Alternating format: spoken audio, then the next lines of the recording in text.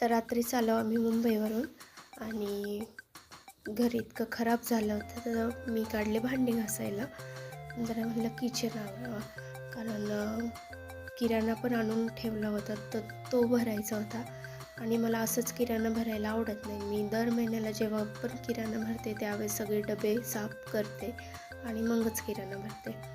तर मी डबे घासून वगैरे ठेवले आणि आता किराणा भरण्यासाठी घासलेले डबे सगळे घरात आणले.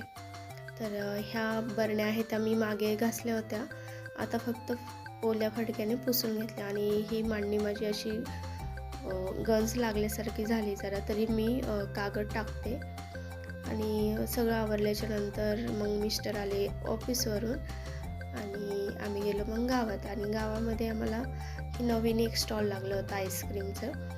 तर तिथे गेलो, मुलांनी घेतलं आईस्क्रीम.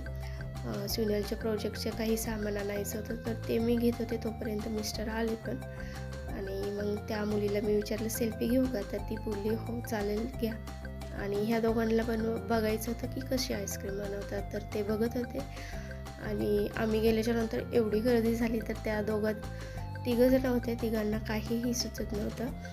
आणि मिस्टरांना वाटलं आपलं नुसतं हात सफाई केल्यासारखं, म्हणजे छाछूगिरी केली आणि वेगळंच काहीतरी करायचं थोडंसं, असं काही स्पेशल नसत.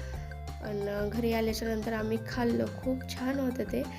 आणि तुम्ही जर राजगुरुनगरमधील असाल तर नक्की ट्राय करा. थँक्यू.